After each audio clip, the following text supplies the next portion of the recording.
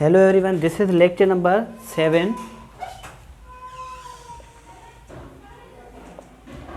Lecture number 7 on law GATE preparation. Lecture number 7 के अंदर हम डिस्कस करने जा रहे हैं। हमारे पास सेक्शन नंबर 47 हमारे पास बात करता है question to be determined by the court executing decree. Execution के time, even at the time of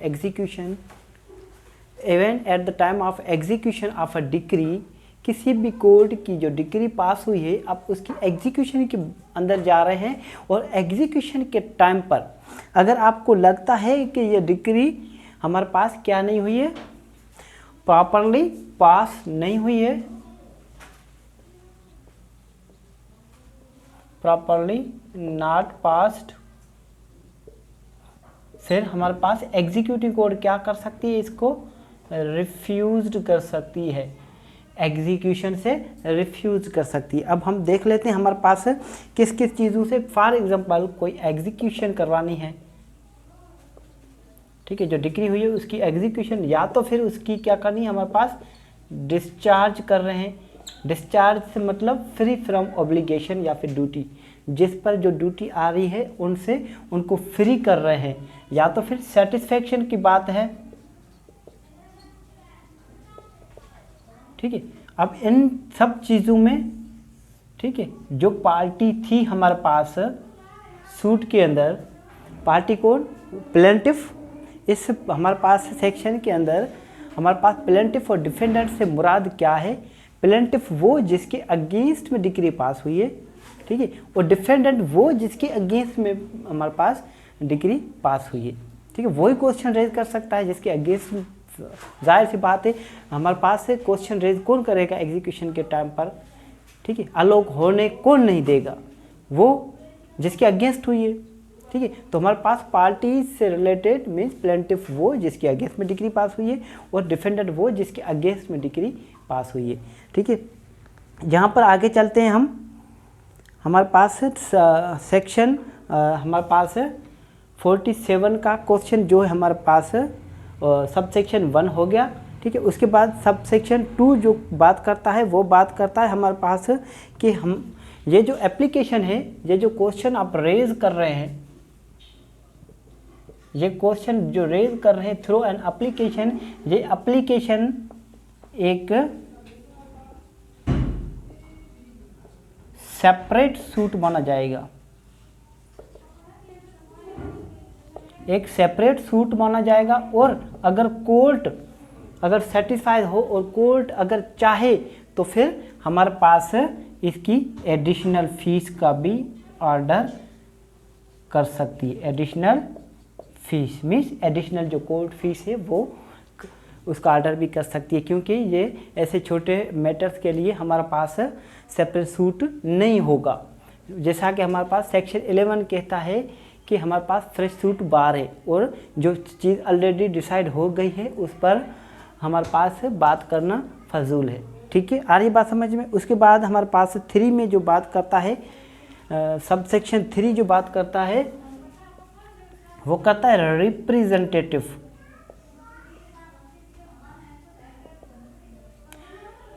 अब हमारे पास रिप्रेजेंटेटिव की बात आ जाए, अगर रिप्रेजेंटेटिव जो हैं डिग्री जिसके अगेंस्ट पास हुई है, जिसके फेवर में और जिसकी फेवर में अगेंस्ट बात हुई है, अगर उनकी जो रिप्रेजेंटेटिव है, अगर उन पर कोई क्वेश्चन अराइज होता है कि ये रिप्रेजेंटेटिव उनसे बिलोंग नहीं करती, तो उसका हमारे पास वो क्वेश्चन भी कौन डिटरमाइन करेगा, वो एग्जीक्यूशन हमारे पास कोर्ट डिसाइड करेगी। यहाँ तक बात क्लियर है। अगर यहाँ तक बात क्लियर है तो हम आगे चलते हैं। आप सिर्फ इतना ध्यान में रखें, हमारे पास एग्जीक्यूशन के टाइम भी अगर कोई क्वेश्चन रेज कर सकते हैं हम कहीं पर, तो हम वो सेक्शन 47 में कर सकते हैं।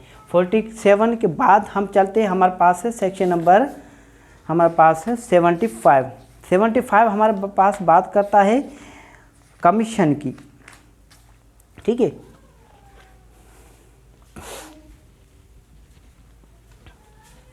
सेक्शन हमारे पास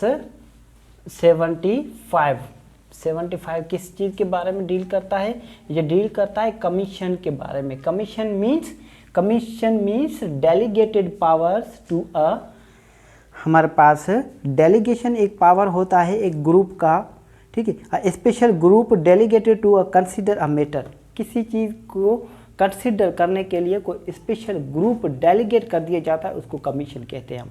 आ रही बात समझ में। अब हमारे पास सेक्शन 75 में क्या है, power of court to issue commission. Power of court to issue commission, ठीक है। किस चीज़ के बारे में कमीशन इशू कर सकती है, subject to such conditions and limitation as may be prescribed. अब कोर्ट को जहाँ लगता है कि यहाँ पर हमें कमीशन बनाना चाहिए किसी बात को लेकर, ठीक है, कुछ हमारे पास है स्पेशल ग्रुप बिठाना चाहिए किसी बात को लेकर जो उनको हमारे पास है उस मैटर को डील करे, ठीक है, तो फिर वो बनाएंगे। अगर ऐसा नहीं है कि कोर्ट जहाँ चाहे वहाँ पर कमीशन इशू कर दे और कमीशन बना दे, ऐसा नहीं है, ठीक है। कुछ लिमिटेशन भी है। किस चीज़ के लिए कमीशन बन सकती है, हमारे पास ए जो है वो एग्जामाइन एनी पर्सन, किसी भी पर्सन को जांचने के लिए। एग्जामाइन मीन्स एनालाइज या फिर सी, किसी चीज़ को देखना, ठीक है। क्वेश्चन क्लोजली, किसी शख्स से करीब से जाकर उनसे सवाल करना, वो भी हमारे पास एग्जामाइन कहलाएगा। और बी हमारे पास कहलाएगा to make a local investigation, C कहलाएगा टू एग्जामाइन एडजस्ट अकाउंट्स, और हमारे पास डी है टू मेक अ पार्टीशन, ठीक है। किसी चीज़ की पार्टीशन करनी, विरासत करना भी एक हमारे पास कमीशन करती है। और हमारे पास किसी अकाउंट से किसी हिसाब किताब के मामले में भी कोर्ट को इतना टाइम नहीं होता है, कोर्ट किसी कमिश्नर को अपॉइंट करती है, ठीक है, कमिश्नर को अपॉइंट करती है, मतलब एक कमीशन बनाती है। आ रही बात समझ में। किसी लोकल इन्वेस्टिगेशन के लिए कोर्ट के पास टाइम नहीं होता है, कोर्ट कमीशन अपॉइंट करती है जिसके अंदर वो कमिश्नर लोकल इन्वेस्टिगेशन करता है। यहाँ तक बात क्लियर है। इसके बाद हम चलते हैं, हमारे पास है सेक्शन नंबर 96 पर। 96 हमारे पास क्या बात करता है, सेक्शन 96 बात करता है हमारे पास appeal from original decree. Appeal from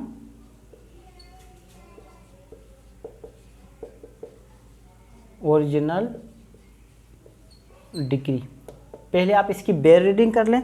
हमारे पास save where otherwise expressly provided in the body of this code or any other law for the time being in force and appeal shall lie from every decree passed by any court exercising original jurisdiction to the court authorise to hear appeals from the decision of such court.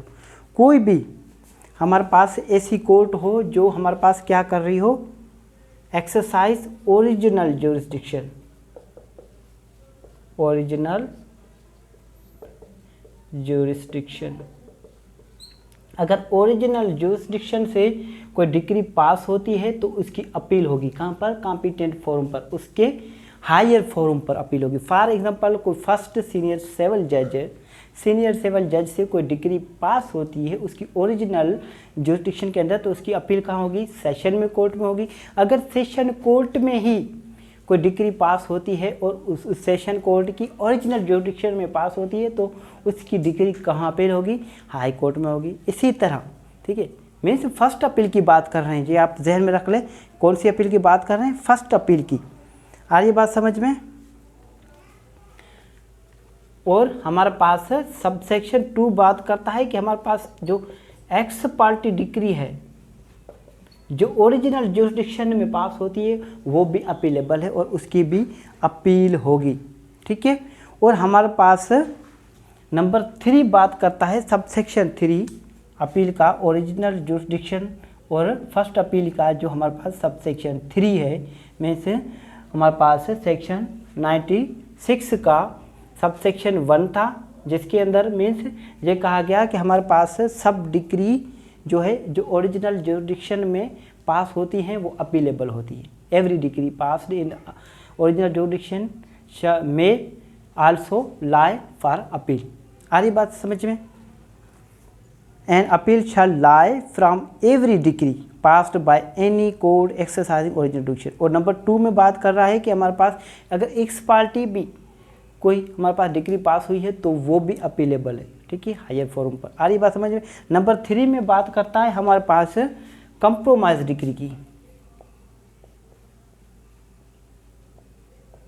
Compromise degree जो हमारे पास order कौन सा है? Order है 23 rule 1। Order 23 rule 1 के अंदर अगर compromise degree है किसी ओरिजिनल जुरिडिक्शन के अंदर, किसी कोर्ट के अंदर दो पार्टियां आपस में मिलजुल कर कोई आर्डर पास करवाती हैं, मतलब दोनों पार्टियां मुतमीन होकर कोई आर्डर पास करवाती हैं, तो फिर वो अपीलेबल नहीं है। आ रही बात समझ में? जहाँ तक बात क्लियर है हमारे पास है 96 जो है वो बात करता है अपील की। कौन सी अपील? First appeal. अगर यहाँ तक बात क्लियर है तो फिर इससे आगे हम चलेंगे। आ रही है बात समझ में? अब हमारे पास ये तो सेक्शन हो गया, हमारे पास सेक्शन कौन सा है? सेक्शन 96 है फर्स्ट अपील का। और इसका आर्डर कौन सा है?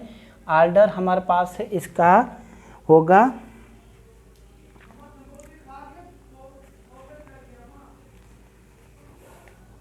41। CPC का 41 में इसका प्रोसीडिंग्स दिया गया, मुकम्मल प्रोसीजर दिया गया है। यहाँ तक बात क्लियर है? अगर यहाँ तक बात क्लियर है तो इसके आगे हम डिस्कस करेंगे, ठीक है। Thank you so much.